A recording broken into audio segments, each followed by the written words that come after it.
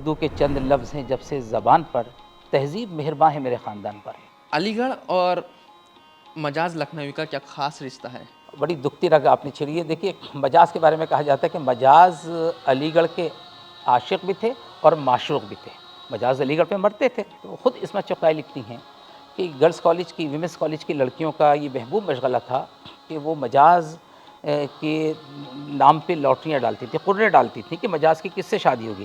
اس میں خود عصمت چغتائی خود شامل ہیں۔ ارے صاحب، نظر علی گڑھ تو جو بعد میں ترانے کی شکل میں آپ نے دیکھا کہ نظر علی گڑھ مجاز نے 25 سال کی عمر میں لکھی، 1936 میں، اور خان اشتیاق نے اس کی دھن بنائی 1954 میں، 18 سال بعد۔ لیکن آپ کو شاید یہ جان کے حیرت ہوگی کہ 1936 ہی میں مجاز نے یہ نظم یونین ہال کے ایک جلسے میں پڑھی اور بہت مقبول ہوئی، ہٹ ہوئی۔ لیکن اس کے جو الفاظ ہیں نا کہ یہ میرا چمن ہے، میرا چمن میں اپنے چمن کا بلبل ہوں۔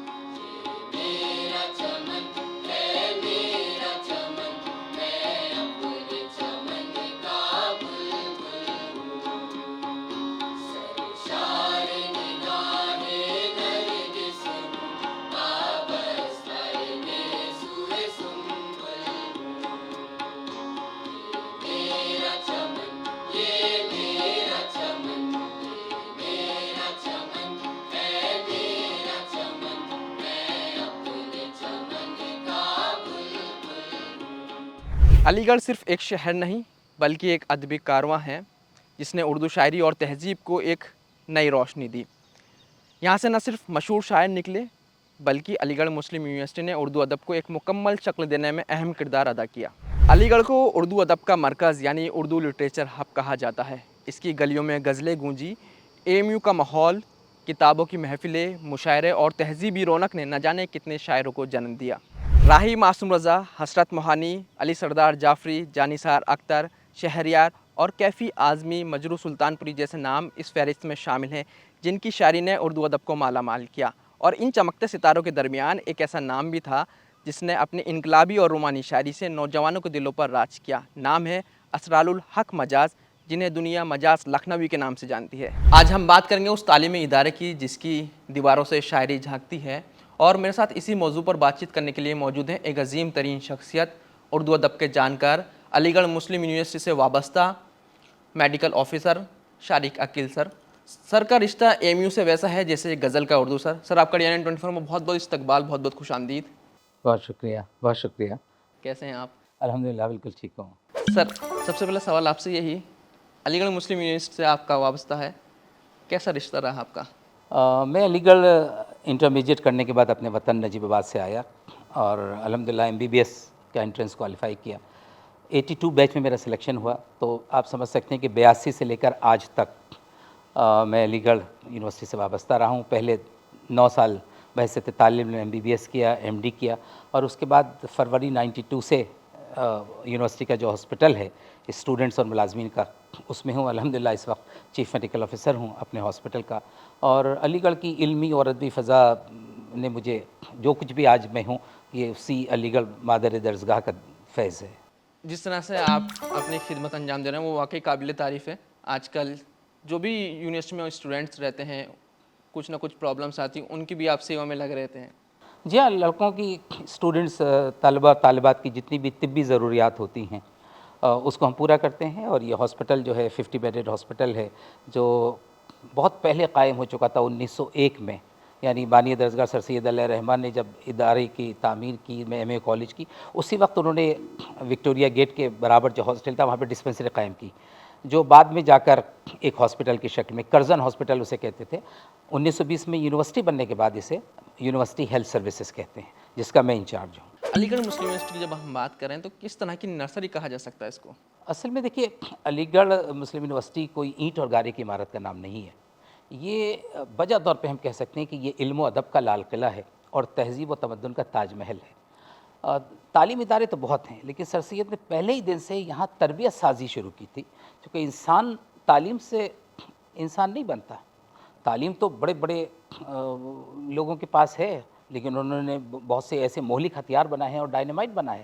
اگر تربیت ساتھ میں ہے تب آپ انسانیت کے لیے فائدہ مند ہو سکتے ہیں. تو سر سید کا انداز ہی یہ تھا, سر سید کی فکر یہ تھی کہ یہاں پہ انسان بنائے جائیں, یہاں شخصیت سازی کی جائے, یہاں اوور آل پرسنالٹی ڈیولپمنٹ کیا جائے.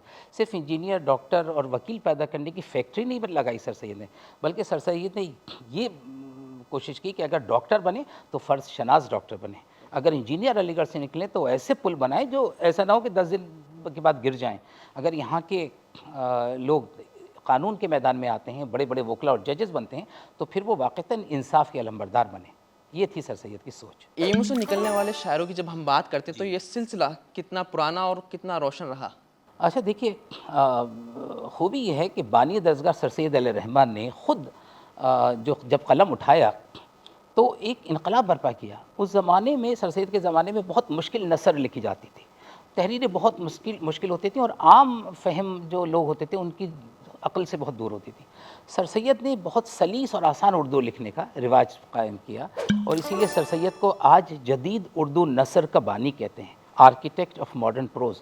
سر سید نے وہ زبان استعمال کی جو خونچوں پہ بیٹھنے والے, جو ہوٹل اور ڈھابے پہ بیٹھنے والے لوگ, جو رکشہ والے بھی سمجھ سکتے ہیں, جو عام فہم زبان تھی. اسی لیے سر سید کو زبان کے تعلق سے جب تہذیب الاخلاق انہوں نے نکالا تو جس طرح کے مضامین انہوں نے شائع کیا, آپ دیکھتے ہیں نا, بحث اور تکرار اور وقت ضائع نہ کرو, اس طرح کے جو عام موضوعات تھے اس پہ انہوں نے قلم اٹھایا. اب آپ نے چونکہ شاعری کی بات کی تو روز اول سے ایم اے کالج جب 1977 میں قائم ہوا, اور اس کے بعد 1920 تک یونیورسٹی بننے کا جو سلسلہ, تبھی سے شاعری کی ابتدا ہوئی. سر سید خود, میں نے آپ کو بتایا, جدید اردو نثر کے بانی تھے. پھر یونیورسٹی نے بڑے بڑے آفتاب و مہتاب پیدا کیے, روشن ستارے اردو ادب کے پیدا کیے. مثال کے طور پہ آپ دیکھیے, حالی, شبلی, حسرت موہانی, ہے نا, جوش ملیح آبادی, جانثار اختر, رشید احمد صدیقی, عالم سرور, عصمت چغتائی, قرۃ العین حیدر, وحید جہاں, رشید جہاں, زاہدہ زیدی, ساجدہ زیدی, خورشید الاسلام. اور شاعری کا تو اگر آپ دیکھیں سلسلہ, یعنی جوش کا میں نے نام لیا, مخدوم محی الدین آپ کہہ سکتے ہیں, اسی طرح سردار جعفری, جانثار اختر, اور یہ سلسلہ اتنا دراز ہے کہ آتے آتے آپ دیکھیے پطرس بخاری, اختر انصاری, اختر شیرانی, پھر شہریار, بشیر بدر, ہے نا, جاوید اختر خود جو جانثار اختر کے فرزند ہیں, اور مجاز ان کے ماموں تھے, سگے ماموں تھے.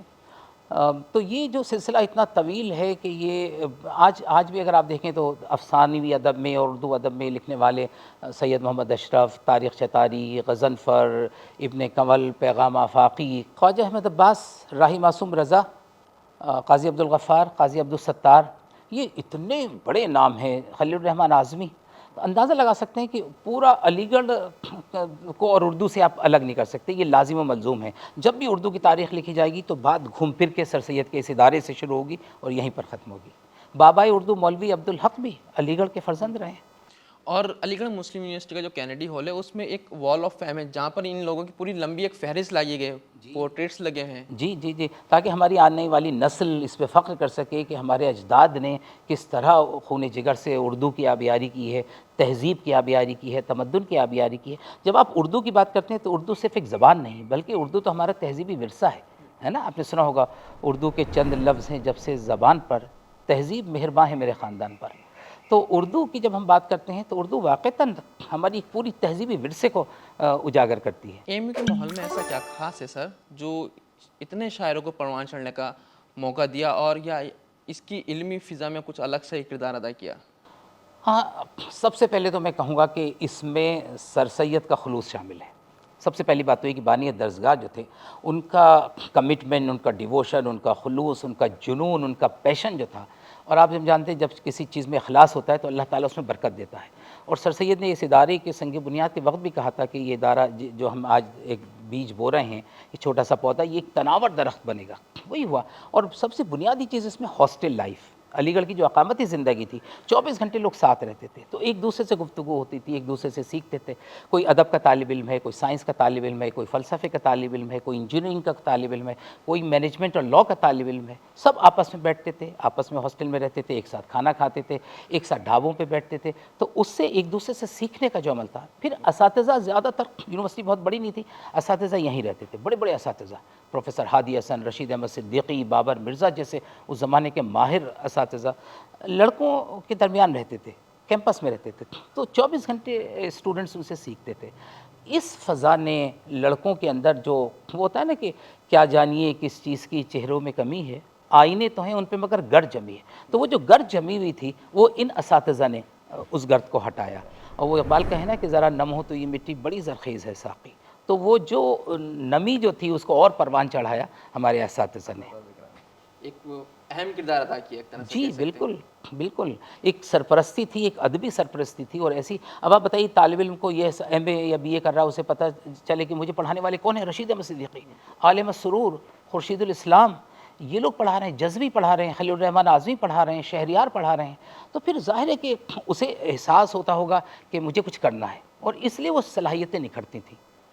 آج کے دور میں کیا اے ایم یو میں وہ ادبی روایت ابھی بھی زندہ ہے جو ایک دور میں اس کی پہچان رہی ہے؟ دیکھیے اس وقت کمرشلائزیشن کا دور ہے، اس زمانے میں لوگ آتے تھے، پڑھنے کے لیے آتے تھے، اور پڑھنے کے بعد نوکری ان کا نصب العین نہیں ہوتا تھا، چونکہ اچھے گھروں سے لوگ آتے تھے، نوابین کی فیملیز سے آتے تھے، کھاتے پیتے بہت اچھے گھروں سے آتے تھے، تو ان کا بنیادی مقصد تعلیم حاصل کر کے اپنی شخصیت کو نکھارنا تھا۔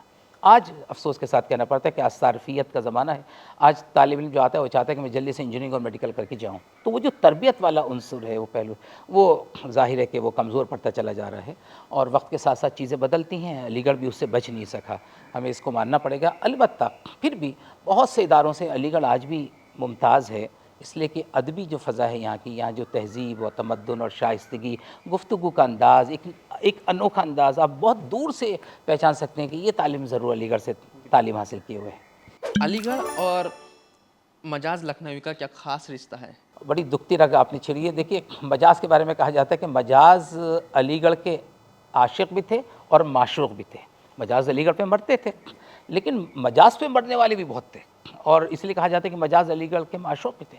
حال یہ تھا کہ اسمت چغتائی نے جو خاکہ لکھا مجاز کے تعلق سے، اس زمانے میں کچھ ہماری جو کتابوں کا لوگ کاروبار کرتے تھے، کتابیں پبلشر ہاؤس نے ایک پرچے نکالنے کا، نئے ادیبوں کے پر پرچے نکالنے کا سلسلہ شروع کیا تھا، اس میں اسمت چغتائی نے مجاز پہ خاکہ لکھا، تو خود اسمت چغتائی لکھتی ہیں کہ گرلز کالج کی، ویمنس کالج کی لڑکیوں کا یہ محبوب مشغلہ تھا کہ وہ مجاز کے نام پہ لاٹریاں ڈالتی تھیں، قرعے ڈالتی تھیں کہ مجاز کی کس سے شادی ہوگی، اس میں خود اسمت چغتائی خود شامل ہیں۔ اور ایک بڑا دلچسپ واقعہ مجھے یاد آیا، علی گڑھ سے علی گڑھ تک ایک کتاب ہے، شاید آپ نے پڑھی ہو، اطہر پرویز کی، وہ اس میں لکھتے ہیں کہ 1946 کی بات ہے، الہ آباد کے ریلوے اسٹیشن پہ مجاز سے ملاقات ہوئی اطہر پرویز کی، تو مجاز نے پوچھا کہ آپ نے وہ اسمت چغتائی کا خاکہ پڑھا ہے میرے بارے میں؟ تو اطہر پرویز نے کہا ہاں میں نے پڑھا ہے، کہ آپ نے کچھ خاص چیز دیکھی؟ تو انہوں نے کہا نہیں میں نے کوئی خاص، ارے آپ نے ٹریجڈی نہیں دیکھی کہ گرلز کالج کی لڑکیاں ہمارے نام کے قرعے ڈال رہی ہیں، ہے نا، اور ہم ان لڑکیوں کو دیکھنے سے ترستے ہیں، ہمیں پتہ بھی نہیں، اور یہ بات کہ قرعے ڈال رہی ہیں کہ مجاز کی شادی کس سے ہوگی، اور اس میں اسمت چغتائی بھی شامل ہے۔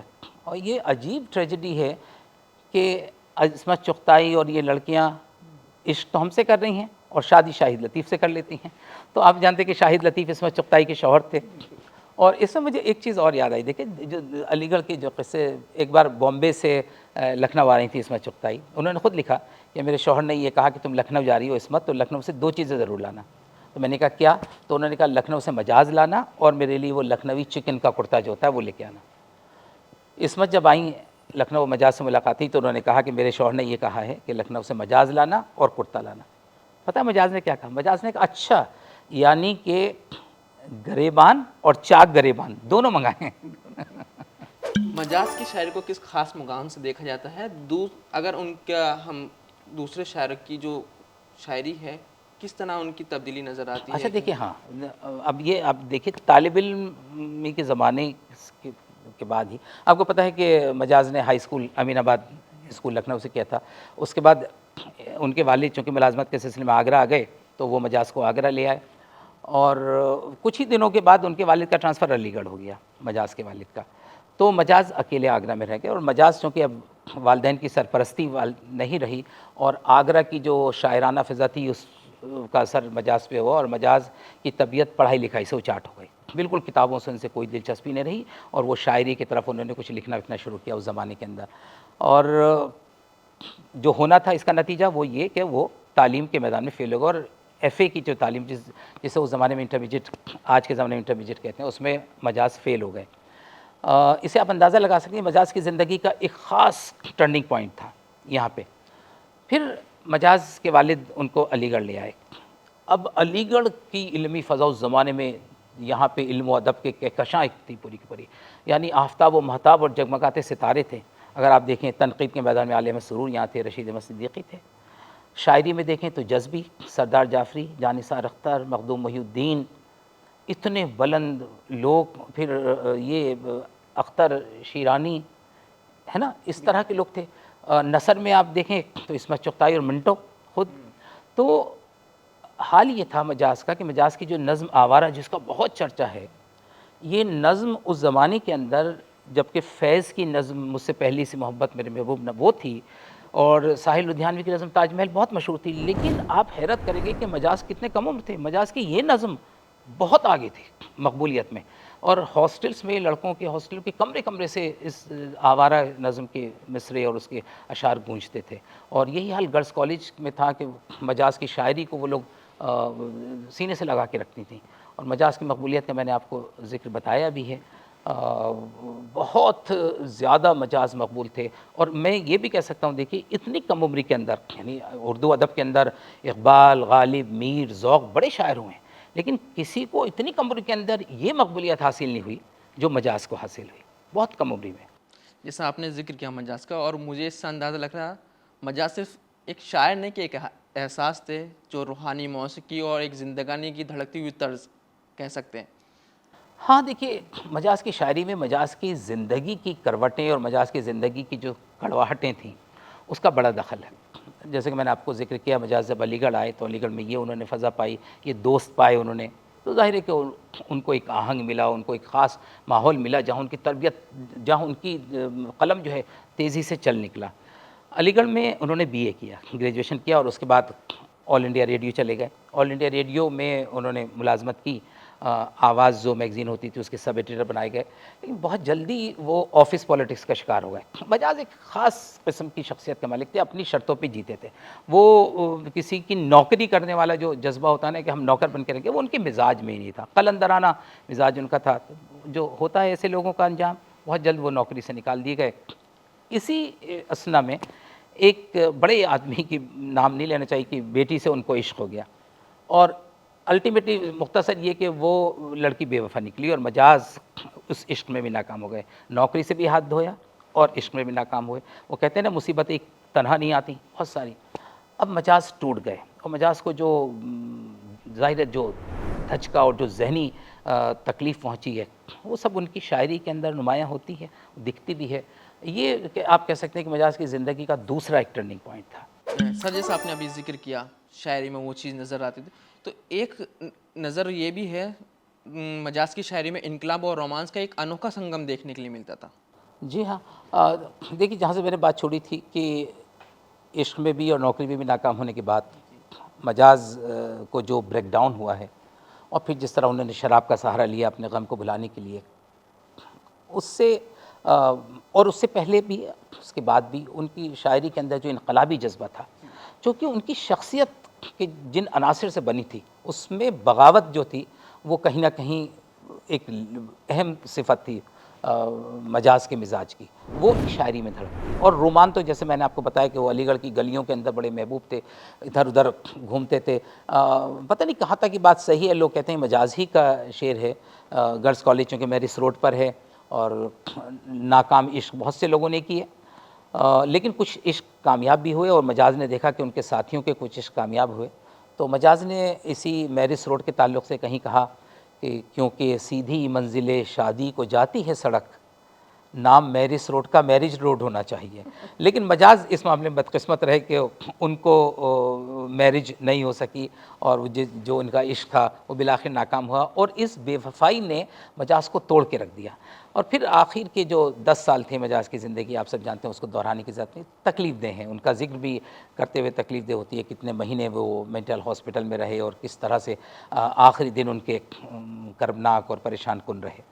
جیسا آپ نے آوارہ نظم کا ذکر کیا، رات اور ریل، نظر علی گڑھ، یہ اس نظم میں ایسا کیا خاص ہے جو اتنی مقبول ہیں آج بھی ہے؟ ارے صاحب، نظر علی گڑھ تو جو بعد میں ترانے کی شکل میں آپ نے دیکھا کہ نظر علی گڑھ اقبال مجاز نے 25 سال کی عمر میں لکھی، 1936 میں، اور خان اشتیاق نے اس کی دھن بنائی 1954 میں، 18 سال بعد۔ لیکن آپ کو شاید یہ جان کے حیرت ہوگی کہ 1936 ہی میں مجاز نے یہ نظم یونین ہال کے ایک جلسے میں پڑھی اور بہت مقبول ہوئی، ہٹ ہوئی۔ لیکن اس کے جو الفاظ ہیں نا کہ یہ میرا چمن ہے، میرا چمن میں اپنے چمن کا بلبل ہوں، سرشار نگاہ نرگس ہوں، پابستہ گیس ہوئے سنبل ہوں، کچھ لوگوں کو ان ناموں کے پر اعتراض ہوا۔ بالآخر یہ یونیورسٹی کا اس وقت ترانہ نہیں بن سکی۔ خان اشتیاق نے جب اس کی دھن بنائی ہے 18 سال بعد 1954 میں، صاحب غضب کا اس نے علی گڑھ کے اندر قیامت برپا کر دی۔ ایک تو نظم کا ایک ایک مصرع اتنا لاجواب تھا جو لگتا تھا کہ خون جگر سے، قلم سے نہیں بلکہ خون جگر سے مجاز نے لکھا ہے۔ پوری کی پوری نظم جو ہے مجاز کی شخصیت اور علی گڑھ کے یونیورسٹی کے کردار کو جس طرح بیان کرتی ہے۔ 1954 میں ذاکر حسین صاحب جب وائس چانسلر ہوئے تو 17 اکتوبر کو سر سید ڈے کے موقع پر اسٹریچی ہال میں پہلی بار اس نظم کو اس دھن کے ساتھ جو خان اشتیاق نے بنائی تھی، اور ایسی دھن جس پہ سر دھننے کو دل چاہتا ہے۔ اور آج اس کی مقبولیت کا حال یہ ہے کہ آپ جانتے ہیں کہ یہ ریکارڈ کسی اور شاعری کو حاصل نہیں ہوا کہ اکتوبر کے مہینے میں دنیا بھر میں سر سید ڈے ہوتے ہیں۔ میں نے خود دیکھا ہے دبئی، خلیجی ممالک میں، امریکہ میں، انگلینڈ میں، آسٹریلیا میں، کوئی ملک ایسا نہیں جہاں علی گڑھ کے لوگ نہ ہوں۔ دنیا بھر میں سر سید ڈے ہوتے ہیں، اکتوبر سے شروع ہوتے ہیں اور نومبر دسمبر تک سر سید ڈے ہوتے ہیں، اپنی اپنے ملک کی موجود مقامی سہولیت کے اعتبار سے۔ کئی سر سید ڈے میں مجھے جانے کا اتفاق ہوا، دبئی میں، موریشس میں، امریکہ میں۔ میں آپ کو بتاؤں کہ جہاں علی گڑھ کے لوگ ہوتے ہیں، اس نظم، اس ترانے، یہ میرا چمن کی دھن ابھی بجنی شروع ہوتی ہے اور وہ قابو سے باہر ہو جاتے ہیں، ان کے ہاتھ پیر تھرکنے لگتے ہیں۔ تو یہ مقبولیت کا حال ہے جو اس نظم کو حاصل ہوئی نظر علی گڑھ کو، اور آج بھی اتنے سال گزر چکے ہیں آپ دیکھیے، اور لوگ جب یہ ترانہ بجتا ہے تو علی گڑھ والے اگر گہری نیند بھی ہوں گے تو جاگ جائیں گے اور سر دھننے لگتے ہیں۔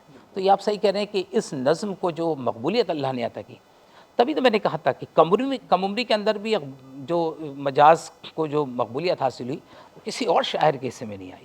اور آج بھی جب سر سید ڈے پہ جیسا آپ نے ذکر کیا، تالیوں کی گڑگڑاہٹ گونجنے لگتی، جہاں ہال ہو یا آڈیٹوریم ہو یا کہیں بھی، لوگ بہت متاثر ہوتے ہیں اس چیز کو سن کر۔ جو دیوانگی اس شاعری کو سننے میں ہوتی ہے، کوئی شاعری غالباً دنیا کے کسی ادب میں اتنی پاپولر نہیں ہوئی کہ علی گڑھ چھوڑے ہوئے 50 سال ہو گئے۔ ایسے بہت لوگ ہیں جنہیں علی گڑھ چھوڑے ہوئے 50-60 سال ہو گئے، وہ 7 سمندر پار رہتے ہیں، لیکن جب یہ ترانہ بجتا ہے انہیں ایسا لگتا ہے کہ جیسے ہم کینیڈی ہال میں، جیسے ہم یونیورسٹی کے اندر موجود ہیں اور ہم طالب علم کی صفوں میں، وہ اگر بیڈ روم میں بھی ہیں تو اسی طرح سے وہ تالیاں جو کورس میں بجتی ہیں وہ بجانا شروع کر دیتے ہیں، اور ایک خاص آہنگ ہے اس ترانے کا۔ اچھا دیکھیں، مجاز کی شخصیت میں اور بہت سی چیزیں تھیں، حاضر جوابی، برجستگی، بلا کی ذہانت ان کے اندر ایسی تھی۔ ایک زمانہ تھا کہ وہ لطیفے بہت سنانے لگے، تو ان کے ایک دوست نے کہا کہ مجاز آپ شاعری کرتے کرتے لطیفے زیادہ سنانے لگے، تو مجاز نے کہا اس پہ آپ کو اعتراض کیا ہے؟ تو انہوں نے کہا نہیں، مجھے کوئی اعتراض نہیں، مجھے یہ ہے کہ اب جب آپ مشاعرے میں جائیں گے تو لوگ آپ سے کہیں گے کہ مجاز آپ لطیفے سنائیے، شاعری نہیں سنیں گے۔ تو مجاز کہنے لگے تو کوئی بات نہیں، میں ان سے کہوں گا حضور شاعری بھی ایک فنون لطیفہ ہے۔ تو یہ جو برجستگی تھی، یہ جو حاضر جوابی تھی، ایک موقع پہ اور پتہ ایسا ہوا، ایک بڑے کوہنہ مخ شاعر تھے، میں نام نہیں لوں گا، اپنے زمانے مشاعروں میں بہت پاپولر تھے، ضعیف ہو گئے تھے اور بڑے آہنگ سے، بہت ترنم سے اور ہاتھ پیر خوب مطلب باڈی لینگویج استعمال کرتے تھے، غزل پڑھ رہے تھے۔ مجاز شاعروں میں بیٹھے ہوئے تھے نیچے، یہ مائک پر تھے، تو ترنم جو انہوں نے، آواز بھی بڑی بھاری بھرکم تھی، جب ترنم شروع کیا تو ان کی باڈی لینگویج اور ہلنے ڈلنے سے ان کا جو ڈینچر تھا بتیسی، وہ ایک دم کھٹ سے اسٹیج پہ گری اور اس کی آواز ہوئی۔ اب جیسے ان کی بتیسی، بڑے شاعر تھے، ان کی بتیسی نیچے گری تو ایک دم مجاز اٹھتے ہیں اپنی جگہ سے، اپنی نشست سے اٹھ کے مائک پکڑ لیتے ہیں، کہتے ہیں حضرات قبلہ محترم شاعر صاحب اب خالص زبان کا شعر پڑھ رہے ہیں۔ تو یہ جو حاضر جوابی تھی مجاز کی، بلا کی ذہانت، یہ ان کی مقبولیت میں اس کا بھی بڑا دخل تھا۔ مجھے اب جیسے آپ نے ابتدائی زندگی کے بارے میں بتایا، ان کی تعلیم کے بارے میں بتایا، علی گڑھ مسلم یونیورسٹی میں اگر میں جاننا چاہتا ہوں زیادہ وقت کہاں بیتا، کس ہاسٹل میں رہتے تھے، کہاں زیادہ بیٹھنا ہوتا تھا ان کا مجاز کا؟ ہاں اب دیکھیے، اس سلسلے میں بہت سے قصے ہیں۔ مجاز ایک ایسی سیماب صفت شخصیت کے مالک تھے کہ وہ کہیں ٹک کے نہیں بیٹھتے تھے، ہے نا، بہت گھومتے رہتے تھے۔ وہ جب علی گڑھ آتے تھے تو آفتاب ہاسٹل کے کمرے میں خورشید اسلام کے ساتھ رہتے تھے، اور اس سے آپ نکلیے ذرا سا آگے بڑھیے تو جہاں امپلائمنٹ ایکسچینج کا دفتر ہے وہاں پہ ایک بڑے میاں تھے جن کا ایک چھپر تھا، اور وہ اس پہ پھوس پڑا ہوا تھا، تو اسے پھوس کا چھپر نام ہی مجاز نے دیا۔ بہت کم لوگ جانتے ہیں جیسے کیفے ڈی لیلا ایک تھا جہاں کافی ہاؤس اور چائے خانہ تھا، اسی طرح کیفے ڈی پھوس اس کو مجاز نے نام دیا۔ بڑے میاں تھے جو سردیوں کے اندر چائے بناتے تھے، انڈا بناتے تھے، اور گرمیوں کے اندر آئس کریم وغیرہ رکھ لیتے تھے۔ مجاز کی شامیں اکثر یہاں گزرتی تھیں، مجاز یہاں کے بیٹھتے تھے، ہنسی خوشی خوش گپیاں ہوتی تھیں، ان کے دوست آ کے بیٹھ جاتے تھے، شاعری کی بات ہوتی تھی، اور دنیا بھر کے قصے یہاں پر اس جگہ پر ہوتے تھے۔ تو یہ بھی ایک مجاز کا محبوب مشغلہ تھا۔ اور دوسرا مجاز اس زمانے کے جو لوگ اساتذہ تھے ان کے گھروں میں آنا جانا، اور اس زمانے میں چونکہ پڑھائی کے ساتھ ساتھ تربیت پہ بڑا زور تھا، جگہ جگہ محفلیں ہو رہی ہیں، نشستیں ہو رہی ہیں، مشاعرے ہو رہے ہیں، اس میں اٹھنا بیٹھنا متواتر، مجاز یہاں کے مقبول ترین شاعروں میں تھے۔ کہہ سکتے ہیں نا علی گڑھ اور مجاز کا ایک روحانی رشتہ رہا ہے۔ ہاں بالکل۔ اچھا، جیسے میں نے ذکر کیا نا کیفے ڈی پھوس کا، تو شامیں اکثر مجاز کے یہاں گزرتی تھیں، اور حقہ پیتے تھے، بڑے میاں حقہ رکھتے تھے، حقہ پیتے تھے۔ کسی نے پوچھا مجاز کیا کر رہے ہیں، تو مجاز کہتے تھے ہم محقق ہو رہے ہیں۔ اب دیکھیں اس جملے میں محقق میں کئی رعایتیں ہیں، کیونکہ حقے سے ہے نا، تو ہم محقق ہو رہے ہیں۔ اور مجاز نے خود کہا کہ اشوکا ہوٹل میں بیٹھنے میں وہ مزہ نہیں ہے جو یہاں پر ہے۔ اور ذہانت کا حال جیسے میں نے بتایا، اطہر پرویز نے لکھا ہے کہ ایک بار ہم دلی میں گھوم رہے تھے مجاز کے ساتھ، چاندنی چوک میں، اتوار کا دن تھا، دکانیں زیادہ تر بند تھیں، تو ایک دکان پہ بہت بڑا تالا لٹکا ہوا تھا۔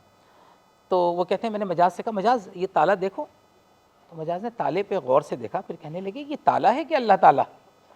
اس طرح کے جملے مجاز ارشاد فرماتے تھے۔ تو ظاہر ہے کہ ان کے ارد گرد دوستوں کا ایک ہجوم رہتا تھا، ان کے عاشقوں کا ایک مجمع اور جھمگٹ ہمیشہ ان کے آس پاس رہتا تھا۔ مجاز کا اگر دیکھا جائے تو ایک سینس آف ہیومر بہت ہائی لیول کا تھا، جیسے لطیفہ، فنون لطیفہ آپ جملے بازی بتائیں۔ مجاز جو تھے صرف ایک شاعر نے ہوئے ایک احساس ہے، جیسا ہم نے ذکر کیا۔ مجاز کے ہم نے علی گڑھ کے قصے سنے، کہاں بیٹھتے تھے، کیا علی گڑھ سے باہر کے ان کے کیا قصے تھے؟ دیکھیے علی گڑھ کے باہر کے بھی بہت قصے مشہور ہیں، جیسے میں نے آپ کو دلی کا چاندنی چوک کا سنایا۔ ایک موقع پہ مجاز الہ آباد گئے، خود بقول مجاز کے ایک تہلکہ مچ گیا، مجاز آ رہے ہیں، مجاز آ گئے، تو مجاز نے کہا کہ الہ آباد میں ہر سو ہیں چرچے، الہ آباد میں ہر سو ہیں چرچے کہ دلی کا شرابی آ گیا ہے۔ اب ہوا کیا کہ وہاں پہ اطہر پرویز صاحب لکھتے ہیں اپنی کتاب میں علی گڑھ سے علی گڑھ تک کہ ہمارے دوست محمد عمر اور محمد علی کی دونوں کی شادی تھی، دونوں بھائی تھے یہ۔ تو اس شادی کے اندر الہ آباد کے اس زمانے کے تمام ادیب اور شاعر جمع تھے، بڑے بڑے لوگ تھے، مجاز کو بھی انہوں نے انوائٹ کیا، مجاز بھی پہنچے۔ تو جب دسترخوان لگا تو دیکھا کہ یہ جو محمد عمر ہیں، یہ جن کی شادی ہوئی، جو دولہا تھے، یہ دسترخوان اور کھانے وانے کا انتظام کر رہے ہیں۔ تو مجاز نے انہیں اشارہ کر کے بولا ادھر آئیے میاں، وہ آئے۔ مجاز نے کان میں کہا سنیں آپ نے اللہ میاں کا کام کب سے اپنے ذمے لے لیا؟ تو وہ سمجھے، انہوں نے کہا کیا کہہ رہے ہیں آپ، بھونچک کے رہ گئے، آپ کیا کہہ رہے ہیں؟ بھائی رزق کا وعدہ اللہ نے کیا ہے، یہ کام اللہ پہ چھوڑیے، لیکن پلانے کا وعدہ اللہ نے نہیں کیا، اس کا انتظام بندوں پہ چھوڑا اللہ نے، آپ جا کے ذرا اس کا انتظام کیجیے۔ وہ سمجھ گئے اور انہوں نے پھر اپنا فرض پورا کیا اور وہ انتظام کیا۔ یہ انداز تھا، آپ اندازہ لگائیے مجاز کا۔ اس لیے مجاز جہاں جاتے تھے ایک کہکشاں ان کے ارد گرد جمع ہو جاتی تھی۔ جو میں نے کہا نا کہ مقناطیسیت ان کی شخصیت کا ایک لازمی تھا، وہ اتنے پرکشش تھے اپنی باتوں سے، اپنی گفتگو سے، اپنے انداز سے، جو بذلہ سنجی ان کے مزاج میں تھی۔ اور انہوں نے اپنے اپنے جہاں رہتے تھے دوستوں کے اندر سب سے زیادہ معشوق جو میں نے کہا نا وہی رہتے تھے۔ مجاز کے شاعرانہ سفر میں علی گڑھ مسلم یونیورسٹی کا کیا کردار رہا، یا صرف ایک علمی رشتہ تھا یا اس سے بڑھ کر کچھ اور بھی تھا؟ نہیں دیکھیے، علمی رشتہ تو تھا ہی، انہوں نے یہاں سے گریجویشن کیا، اور گریجویشن بھی اس زمانے میں کیا جب یہاں بڑے ماہر اساتذہ تھے۔ اردو ادب کی ایک کہکشاں جس کا میں نے ذکر کیا یہاں تھی، تو ظاہر ہے کہ ان اساتذہ کا بڑا رول ہے۔ پھر مجاز کے دوستوں کا رول، پھر مجاز کی اپنی شخصیت جو تھی، مجاز کا اپنا جو ٹیلنٹ تھا۔ آپ کو شاید یہ جان کے حیرت ہوگی، اختر شیرانی جو مجاز کے کنٹمپریری تھے، اور بلکہ مجاز کے ساتھ بیٹھ کے پینے پلانے کا شوق بھی کرتے تھے، مجاز کے 6 سال بعد ان کا انتقال ہوا۔ جیسے جانتے ہیں مجاز کا انتقال تو 44 سال کی عمر میں ہو گیا، اسی لیے مجاز کو ہم اردو شاعری کا جان کیٹس کہتے ہیں۔ تو یہ 6 سال کے بعد یہ اختر شیرانی ایک جگہ لکھتے ہیں کہ مجاز میں اس قدر صلاحیتیں تھیں کہ جو کچھ بھی مجاز آج ہیں انہوں نے اپنی صلاحیتوں کا صرف چوتھائی حصہ استعمال کیا. اب اندازہ لگائیے، یعنی 3/4 ریمینڈ ان یوٹیلائز، اس کا استعمال ہی نہیں ہوا. اور جو حالات پیدا ہو گئے، جو مجاز کی طبیعت خراب اور مجاز شراب کی جو جتنے بھی سائیڈ ایفیکٹس ہو سکتے ہیں جو مجاز کی زندگی کے آخری 10 سالوں میں آپ کو دکھتے ہیں، تو وہ اثاثہ جو ہے وہ ختم ہو گیا. تو مجاز کی زندگی کے اندر علی گڑھ رگ و پیب کے اندر سرایت کرتا تھا، ان کے رگوں کے اندر علی گڑھ کا خون دوڑتا تھا، اور شاعری، ان کا اپنا مزاج، ان کی دیوانگی، ان کے نظم کا عنوان آوارگی سے پتہ چلتا ہے کہ ان کے قدم لڑکھڑا رہے تھے، وہ کس طرف جا رہے تھے، اور انہوں نے اس کا برملا اظہار کیا، اس میں کوئی انہوں نے تکلف نہیں کیا. تو یہ بہت ساری چیزوں نے مل کے ایک مربع بنایا مجاز کا. کہہ سکتے ہیں آوارہ کا جیسا آپ نے ذکر کیا، اس میں علی گڑھ کا عکس دیکھنے کے لیے ملتا ہے. آج کے دور میں مجاز کو علی گڑھ مسلم یونیورسٹی کے جو طلباء ہیں وہ کتنا پسند کرتے ہیں، کتنا متاثر کرتے ہیں؟ ہاں دیکھیے، یہ پہلے تو یونیورسٹی کا ہر طالب علم، اس زمانے میں چھوٹی سی یونیورسٹی تھی، بہت زیادہ طلبہ نہیں تھے، ہر طالب علم جانتا تھا. اب یونیورسٹی بہت بڑھ گئی.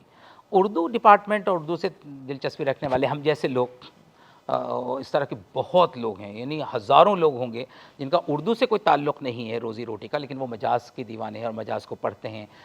اور ترانے نے تو مجاز کو یہاں پہ امر بنا دیا، کیونکہ جب تک علی گڑھ یونیورسٹی یہ ترانہ ہے، اور ترانہ جب گایا جائے گا تو مجاز کا ذکر آئے گا، تو وہ مقبولیت مجاز کو آج بھی حاصل ہے جو پہلے حاصل تھی. اور طلبہ، ہاں یہ بات، اس کا مجھے افسوس ہوتا ہے کہ طلبہ اب پڑھتے نہیں ہیں. وہ جیسے مجاز صرف ترانہ، ان کو ترانی کی حد تک وہ مجاز کو جانتے ہیں کہ اس ترانے کے خالق مجاز ہیں. لیکن وہ چیز جو پہلے تھی کہ لوگ شوق سے پڑھتے تھے، لوگوں کو پڑھنے لکھنے کا بہت شوق تھا، تو اس میں بہت زوال دیکھنے کو مل رہا ہے. آپ کی نظر میں علی گڑھ مجاز کے جو رشتہ ہے اس سے اردو ادب کو کیا ملا؟ وہی اردو ادب کو جو کچھ بھی ملا. دیکھیے، میں اکثر یہ بات کہتا ہوں کہ آج ہم سلیقے سے گفتگو کر رہے ہیں، میرے خیال سے یہ علی گڑھ کی دین ہے. آج ہم تہذیب و شائستگی کی بات کرتے ہیں، یہ علی گڑھ کی دین ہے. جو تربیت علی گڑھ نے دی ہے، تعلیم تو آپ کہیں بھی حاصل، ڈگری کہیں بھی حاصل کر سکتے ہیں. ڈگری کی فیکٹری تو بہت 300 سے زیادہ یونیورسٹیز ہیں ہندوستان میں، اور پرائیویٹ یونیورسٹیز ملائیں تو بہت ہیں. لیکن میں نے آپ کو پہلے بھی کہا کہ مجاز اور علی گڑھ لازم و ملزوم ہے، اور مجاز کی پرورش میں، مجاز کو مجاز بنانے میں علی گڑھ کا بڑا رول ہے. میں اکثر یہ بات کہتا ہوں کہ علی گڑھ کی خمیر میں ایک عجیب بات ہے، فضل الحسن داخلہ لیتے ہیں اور حضرت موہانی بن جاتے ہیں، ہے نا. کنور محمد اخلاق داخلہ لیتے ہیں اور شہریار بن جاتے ہیں. شبیر حسن داخلہ لیتے ہیں اور جوش بن کے نکلتے ہیں. یہی حال ہے اسرار الحق رودولی کے 12 بنکے سے ایک شخص آیا، اس وقت گمنام تھے وہ آگرہ تک، جب علی گڑھ آئے ہیں تب لوگوں کو پتہ چلا اچھا مجاز ہیں. اور یہ اسرار الحق نے داخلہ لیا اور مجاز بن کے نکلے. تو علی گڑھ ہی نے اسرار الحق کو مجاز بنایا، اور علی گڑھ کے حالات نے، اور یہ بھی کہہ لیجیے کہ علی گڑھ میں رہتے ہوئے ان کی زندگی کے اندر جو انقلابات آئے، جو ان کی زندگی کے اندر تلخیاں آئیں، جو ناکامیاں ہاتھ لگیں، تو ناکامی جو ہے یہ بھی ایک بڑا عنصر ہوتا ہے اچھی شاعری کے لیے، ہے نا. وہ کسی نے کہا ہے نا کہ شاید نواز بندی کا ایک شعر ہے، تم نے جو یہ چپتے ہوئے اشعار کہے ہیں، پھر کوچہ جانا سے کوئی زخم ملا کیا. تو مجاز کو تو کوچہ جانا سے بڑے زخم ملے تھے. مجاز لکھنوی کو پوری دنیا میں ایک الگ مقبولیت حاصل ہوئی ہے. اور ترانہ کی جیسا آپ نے بات کی، آپ نے علی گڑھ کے قصے سنائے، باہر کے قصے سنائے، اور کچھ اپنے انداز میں علی گڑھ سے یا باہر سے دیکھیے، عجیب مطلب شخصیت تھی اس کی، جو حاضر جوابی تھی، جو پرومپٹنس تھی.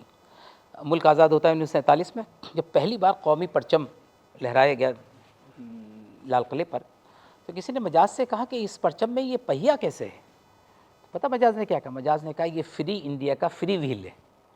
یہ انداز تھا. اسی طرح آپ کو میں ایک اور واقعہ سناؤں. عالم مسرور صاحب جو اردو ادب کے بڑے مایہ ناز نقاد ہیں، وہ لکھنؤ یونیورسٹی میں تھے، اور لکھنؤ یونیورسٹی سے ان کا علی گڑھ میں تقرر ہو گیا تھا، علی گڑھ آنا تھا. لکھنؤ والے ان کو ایک الوداعیہ دے رہے تھے، ایوان ادب کی جانب سے ان کو ایک الوداعیہ دینا تھا، فیئر ویل دینا تھا. لیکن اس کی تاریخ آگے بڑھتی چلی جاتی ہے. اسی درمیان علامہ کیفی کا انتقال ہو گیا. مجاز لکھنؤ میں موجود ہیں. مجاز نے اس وقت جمال پاشا سے کہا بھائی وہ سرور صاحب کا الوداعیہ کیوں نہیں ہو رہا ابھی تک. تو جمال پاشا نے کہا بھائی میں کیا کر سکتا ہوں، سرور صاحب کو کوئی تاریخی راس نہیں آ رہی، سرور صاحب تاریخ پہ تاریخ بڑھائی دے رہے ہیں، پیسہ جمع ہو چکا ہے لیکن سرور صاحب تاریخ دیں۔ مجاز نے کہا اگر سرور صاحب کو تاریخ راس نہیں آ رہی، تاریخ نہیں دے رہے، تو اس سے میاں جمال پاشا صاحب آپ علامہ کیفی کا 40واں کرا دیجئے۔ تو یہ جو انداز مجاز کا تھا، آپ نے دیکھا ایک مشاعرہ ہو رہا تھا، اس کا جو تھیم تھا وہ ہندو مسلم اتحاد تھا، تو لکھا ہوا بھی تھا مذہب کے نام پر لڑنا حماقت ہے، یہ بینر پہ لکھا ہوا تھا۔ مجاز جب اسٹیج پر چڑھ رہے تھے ان کی نظر اس بینر پہ پڑی، بہت ہی نمایاں بینر تھا، مجاز نے پڑھا اچھا مذہب کے نام پر لڑنا حماقت ہے، اس میں یہ اور لکھنا چاہیے کہ اور حماقت کے نام پہ لڑنا مذہب ہے۔ آپ نے دیکھا اس طرح ایک اور مجاز کا واقعہ بہت مشہور ہوا، اور جیسے میں نے بتایا کہ ان کی حاضر جوابی اور ان کا بذلہ سنجی، تو دوستوں کے اندر بھی بہت، وہ اپنے دوستوں کو بہت ٹیز کرتے تھے، بہت چھیڑتے تھے، بڑے بڑے فقرے کستے تھے دوستوں کے اوپر، یہ آپسی نوک جھوک بہت ہوتی تھی۔ ایک انڈو پاک مشاعرہ تھا جس میں ہندوستان پاکستان کے شعراء تھے، تو اس میں بڑے بڑے شاعر یعنی جگر، جوش، فیض، اس طرح کے شاعر، حفیظ، نریش کمار شاد، یہ سب لوگ اس مشاعرے میں، فراق اس مشاعرے میں تھے۔ تو اس میں ایک خاتون آئی اور وہ نوجوان خاتون تھی اور وہ سب شاعروں سے آٹوگراف لے رہی تھی۔ اب جب آٹوگراف بک مجاز کے پاس پہنچتی ہے تو مجاز ورق پلٹنے لگے تو دیکھا کہ اچھا اس میں جوش کے بھی سائن ہیں، اس میں نریش کمار شاد کے بھی سائن ہیں، تو مجاز نے اس پہ پتہ کیا لکھا، آٹوگراف کی جگہ لکھا آٹوگراف بک وہ البم ہے وہ استبل ہے، آٹوگراف بک وہ استبل ہے جس میں گدھے اور گھوڑے ایک ساتھ باندھے جاتے ہیں۔ اب آپ دیکھیے اس سے پتہ کیا چلتا ہے کہ اپنے دوستوں سے کس قدر بے باک تھے، کس قدر بے تکلفی کے ساتھ وہ مذاق کرتے تھے اور کوئی برا نہیں مانتا تھا چونکہ دل صاف تھا۔ یہ عجیب ایک یہ دیوانہ تھا جو لوگوں کو پریشان بھی کرتا تھا، ایسے جملے بھی کہتا تھا، لیکن کبھی کوئی مجاز سے ناراض نہیں ہوتا تھا کیونکہ دل کے صاف آدمی تھے۔ آج کل جو نوجوان پیڑھی ہے جو یا علی گڑھ مسلم یونیورسٹی جو وابستہ ہیں یا جو لوگ انٹرنس دے کر یہاں پہ پڑھنے کے لیے آ رہے ہیں، جو شاعری میں انٹرسٹ رکھتے ہیں، ان کے لیے آپ کا کیا پیغام رہے گا؟ میں ان سے یہ کہنا چاہوں گا کہ تعلیم حاصل کرنے کے لیے سینکڑوں یونیورسٹیاں ہیں، لیکن تربیت سازی کے لیے، پرسنالٹی ڈیولپمنٹ کے لیے، اوور آل ایک انسان بنانے کے لیے غالباً اس زوال کے زمانے میں، اس قحط الرجال میں آج بھی علی گڑھ بہت اچھی جگہ ہے۔ علی گڑھ آئیں، علی گڑھ میں داخلہ لیں، لیکن علی گڑھ میں خدا را صرف ڈگری لینے نہ آئیں، انسان بننے آئیں، اور انسان بغیر ادب کے بن نہیں سکتا، بغیر لٹریچر کے کوئی شخص یہ سوچے کہ ہم انسان بن جائیں گے، یہ ناممکن ہے۔ ادب سے وابستگی ضروری ہے، وہ کوئی بھی ادب ہو، صرف اردو نہیں، اردو، ہندی، انگلش، دنیا کی دوسری زبانوں کے ادب ہیں، ان سے وابستگی ہونا چاہیے۔ اور اردو ادب میں تو ایک خاص چونکہ ایک عنصر ہے، اس میں ہماری تہذیبی قدریں ہیں، یہ ہمارا ورثہ ہے۔ اردو ادب اس معاملے کے اندر بہت نمایاں ہے، جو اردو سے جڑ گیا تو اس کی شخصیت سازی اپنے آپ ہوتی چلی جاتی ہے۔ میں اسے کہوں گا کہ وہ پڑھنے کا شوق پیدا کریں، اپنے کورسز کے علاوہ، وہ لاء کر رہے ہیں لاء کریں، وہ میڈیکل سائنس کر رہے ہیں وہ کریں، وہ انجینئرنگ کر رہے ہیں، لیکن اس کے ساتھ ساتھ ادب ضرور پڑھیں۔ اگر آپ ادب نہیں پڑھیں گے تو آپ اچھے انسان نہیں بن پائیں گے، اور اچھے انسان آپ تبھی بنیں گے جب آپ ادب پڑھیں گے۔ جیسے آپ نے مجاز لکھنوی کا ذکر پورا ایک تفصیل سے بیان کیا، اردو ادب اور علی گڑھ کا کیا رشتہ رہا ہے، اور آپ کی جو ایک کہہ سکتے ہیں جو متاثر پن ہے اور جو آپ کی خدمت ہے شاعری اور اردو اور ادب کو لے کے، وہ الگ ہی دکھتی ہے۔ تو آپ بھی شاعری کے بہت زیادہ شوقین ہیں، تو کچھ آپ کا لکھا یا آپ کس شاعر کو زیادہ پسند کرتے ہیں اس کے بارے میں جاننا چاہوں دیکھیے اپنا لکھا تو انشاءاللہ پھر کبھی سنائیں گے، بانی درسگاہ کے بارے میں بھی لکھا ہے، نظمیں کہیں ہیں، لیکن ابھی تو میں چونکہ یہ اب وقت بھی ختم ہو رہا ہے، اب میں اسی ادارے کے ایک فرزند جوش کے کچھ مصروں سے اس کو ختم کرنا چاہوں گا جو انہوں نے علی گڑھ کے تعلق سے کہے ہیں۔ اے علی گڑھ اے جواں قسمت دبستان کہن، اے کہ شم فکر سے تابندہ تیری انجمن، تیرے پیمانوں میں لرزاں ہے شراب علم و فن، حشر کے دن تک پھلا پھولا رہے تیرا چمن، مشعل مینا سے روشن تیرا میخانہ رہے، رہتی دنیا تک تیرا گردش میں پیمانہ رہے۔ سر سید کو خراج عقیدت پیش کرتے ہوئے میں اسی پر اپنی گفتگو تمام کرتا ہوں۔ بہت بہت شکریہ سر اپنے خیالات ظاہر کرنے کے لیے اور اپنا قیمتی وقت دینے کے لیے DN24 کو۔ بہت شکریہ۔ اردو ادب، تہذیب، علی گڑھ اور مجاز لکھنوی کا جو اہم رشتہ ہے صدی بھر پرانا، جو اتنا ہی آج بھی زندہ ہے، گہرا ہے اور اتنا ہی نرم ہے، جس پر ایک تفصیل سے بات چیت ہوئی۔ میرے ساتھ موجود تھے doctor chief medical officer Shariq Aqeel sir, جو دلچسپ ایک بات چیت میں قصہ گوئی اور ان کی ابتدائی زندگی سب سے تفصیل سے بیان کی۔ ऐसे दिलचस्प इंटरव्यू देखने के लिए देखते रहिए DNN24। जो है आपके आसपास, आपके शहर का खास, वो दिखाएगा आपको DNN24, आपका अपना डिजिटल न्यूज नेटवर्क। तो फिर कीजिए लाइक, सब्सक्राइब और फॉलो।